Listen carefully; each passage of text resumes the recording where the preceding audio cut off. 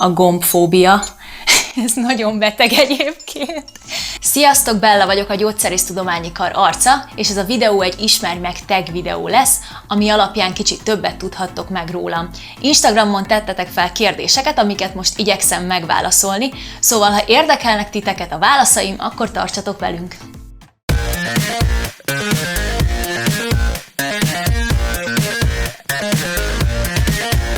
Kérdéseket azokat a telefonomról fogom nézni. Szerintem az első kettőt azt mindjárt össze is gyúrom, mert nem akarok ilyen nagyon rövid válaszokat. Az első kérdés az az, hogy hol születtem, hány éves vagyok, és mikor születtem. Nagyatádon születtem 1998-ban, júliusban, tehát most nyáron leszek 23 éves. Jelenleg is egyébként Nagyatádon élek, ott jártam óvodába, általános iskolába, gimnáziumba, szóval hogyha pécsi lennék, erre azt mondanák, hogy Tüke, szóval Tüke nagyatádi vagyok. A következő kérdés az az, hogy melyik a kedvenc városom.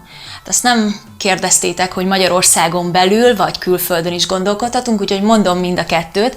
Magyarországon belül a kedvenc városom az Győr.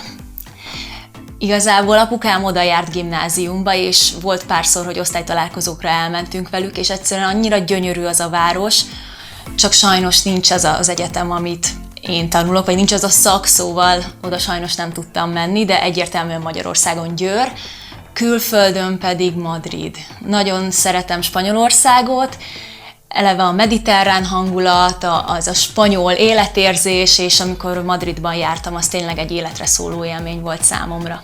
A következő kérdés az az, hogy mi a legnagyobb félelmem. Most nagyon sokan ki fognak egyébként nevetni, de nekem 2 nagy fóbiám van, ami ilyen tárgy vagy élőlény irányába van. Az egyik az a gombfóbia. Ez nagyon beteg egyébként. De igen, valamiért ez kicsikorom óta, illetve galambfóbiám van, de az tényleg brutális. Kicsit már néha kellemetlen is. Tehát mások a kígyóktól, a békáktól félnek, én azoktól nem, én a galamboktól, meg egyébként minden madártól kicsit így viszolygok, szóval ezt a 2-t mondanám. Mi az, amit a legnehezebbnek találsz a Gyógyszerésztudományi Karon? Én egyébként a képleteket. Főleg nem is csak a képletek, hanem az egyenletek, amiket meg kell tanulnunk, tényleg rengeteg van, illetve a nagy molekula képletek, ez nekem sosem ment igazából ez a magolásos dolog. Nagyon szépen megtanulom minden gyógyszervegyületről, hogy erre jó, ilyen tulajdonságai vannak, olyan tulajdonságai, de nekem nagyon nehéz az, hogy megtanuljam tényleg fölrajzolni őket hiánytalanul. Mi volt a számodra legmeghatározóbb élmény az egyetemi éveid alatt?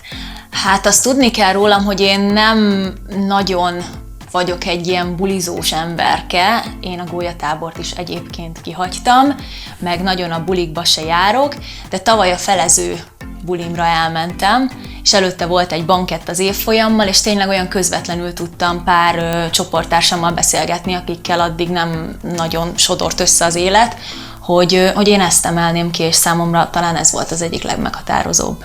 Meg hát ugye a felénél voltunk a tanulmányainknak, szóval már így belátható közelségben van a vége. Mi az a tulajdonság, ami számodra a legvisszataszítóbb egy emberben? Ez egyértelműen a kétszínűség. Én egyébként abszolút nem vagyok ilyen tulajdonságú, lehet egyébként, hogy néha többre mennék vele, de tényleg én ezt nem bírom elviselni, mert hogyha valaki nem kedvel valakit, akkor ne csináljon úgy a szemében, mintha kedvelné. Mi az a dolog, ami meg tud nyugtatni téged egy zűrös vizsgaidőszak közben?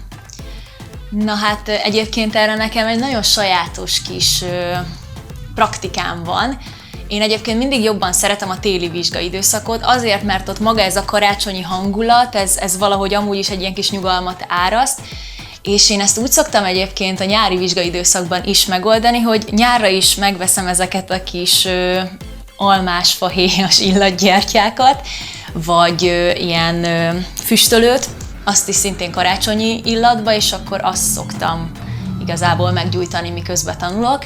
Egyébként a családom az néha ilyen furcsán néz, hogy de Bella, június van, miért karácsonyi illatú gyertyát égetsz, és mindig mondom, hogy azért, mert valahogy ez engem megnyugtat, és kicsit jobb kedvem lesz tőle. Úgyhogy én ezt mondanám. Ennyi lett volna ez a videó, köszönöm szépen, hogy velem tartottatok, hogyha érdekelnek még hasonló tartalmak, akkor kövessétek a Pécsi Egyetemistákat a YouTube-on, illetve az összes többi social felületünket is, ezeket megtaláljátok a leírásban. Tartsatok velünk legközelebb is, sziasztok!